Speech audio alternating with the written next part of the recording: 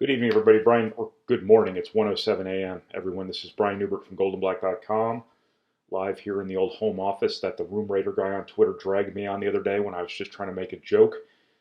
This is your wrap video following Purdue's 70 to 55 uh, loss at number 4 Iowa. I should be keeping my voice down like I did after the Notre Dame game because I wasn't trying to disturb my colleagues who are working in Banker's Life. This time I have actual human beings who also habitate this house who are asleep, so I ought to be keeping my voice down. So I will do my best to keep my voice down. This is your wrap video again following Purdue's loss at Iowa. I want to mention our sponsor, the Purdue Union Club Hotel. Next time you are planning a trip to campus, please be sure to keep in mind the Purdue Union Club Hotel. It is newly renovated, it is very nice, and it is very classy. And I know if anybody who's reading my stuff or watching my videos, if I know one thing about them, is that they are classy. So Purdue loses 70 to 55 at Iowa, at number 4 Iowa. On the surface, not all that surprising. Iowa is the number 4 team in the country, one of the preseason favorites in the Big Ten. This is a game that shows you what we know. All we can do is judge teams based off of what they have been prior to the time they're going to play. We have no crystal ball. We have no ability to know exactly what teams are going to become. Iowa has been a turnstile defensively for many years. Iowa is the least physical team in the Big Ten, probably at least among the good teams in the Big Ten. So it stood to reason to suggest Purdue would have a lot of offensive success the way they've been playing offensively. Purdue could have a real advantage on the glass, especially the offensive glass. None of that happened. As it turned out, Purdue held Iowa to 70 points. 30 points below its average. They were averaging almost 100, not exactly 30, but close to 30, but couldn't score itself. Just could not get enough momentum going offensively to do what they needed to do when they essentially had done what they needed to do defensively, kind of against all odds there. Now, how much of that was actually Purdue's defense, really stopping Iowa or slowing Iowa down, and how much of that was Iowa missing some shots that they often do make, I don't know. But Purdue held Iowa to within enough points where Purdue could have reasonably, won this game had they been better offensively. And everything leading into this game suggested Purdue was on an upswing offensively. Notre Dame is not the best college basketball defense in America. But Purdue scored 88 points and committed 6 turnovers in that game. Executed really effectively, just looked like they were rolling offensively. And Iowa's exactly what you want to see laying in front of you when you're rolling offensively, because typically they've been pretty soft defensively. That's not an indictment of their character. It's a reflection of emphasis in that program and how eager they are to get the ball and go and try to score again. So that's not me calling them soft or anything like that. It's how they play. But Purdue, couldn't get enough going offensively against them to do what it needed to do here. Purdue has a little bit of a penchant for, and this is a term they've used and not mine, but losing their minds. The second half in Iowa was they came a little bit unhinged. And it just seemed like everything Purdue was doing well, leading into this game, they just kind of lost hold of at Iowa. Again, the turnovers, and it started from the very beginning. I think there's a dribble handoff early in the game, 13 seconds in, where Sasha Stefanovic bobbles the ball, gets turned over. Travion Williams forces a pass into multiple defenders around the basket sometime there in the first half, a pass he's not been making the last couple weeks when he's been playing so well. Just the sort of turnovers Purdue eradicated almost entirely against Notre Dame, they fell prey to at Iowa, and that's what I mean by them losing their mind. They didn't do what got them here. Here being the three-game winning streak heading to Iowa, the stuff that they've been doing well betrayed them at Iowa. Iowa's strengths actually came from Iowa's weaknesses.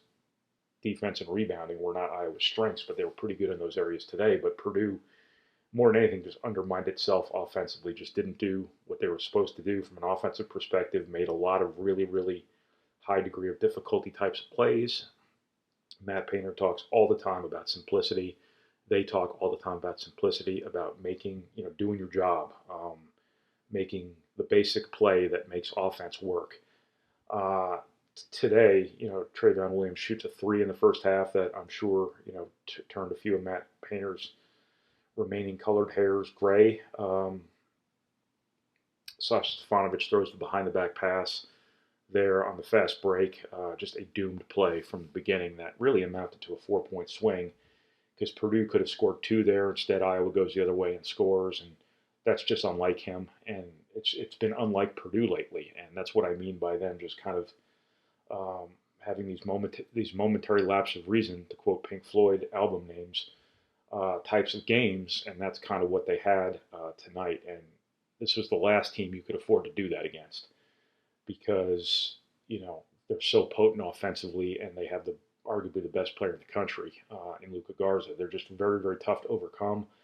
Purdue was able to have a great deal of success against them last year because they did what they were supposed to do offensively. Largely, they kind of let Garza get his last year, but stopped everybody else. Purdue fans probably don't want to hear this, but Purdue doesn't have Nigel Eastern anymore to erase Joe Wieskamp, which he did twice last year. Granted, Purdue is a better offensive team without Nigel Eastern on the floor this year than they were last year with him on the floor, but Purdue does not have that guy where you can let Garza do his thing and then take away their next best guy, almost canceling him completely, and then just hope a C.J. Frederick or a Toussaint or whoever it might have been last year doesn't kill you, which they did not.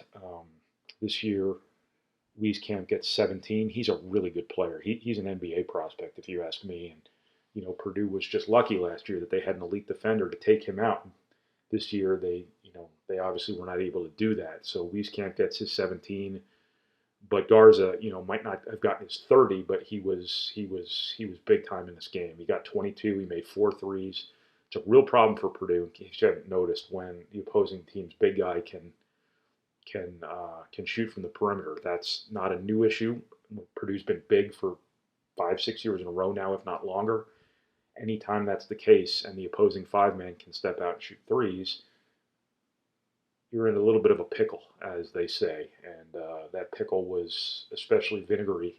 God, that was horrible tonight for Purdue because Garza steps out and makes 4 threes. And that's kind of, I think, the last thing I wanted to talk about here tonight is just an appreciation for Luka Garza. I mean, Purdue might have seen the last of him tonight, and I'm sure they're not all that heartbroken about it.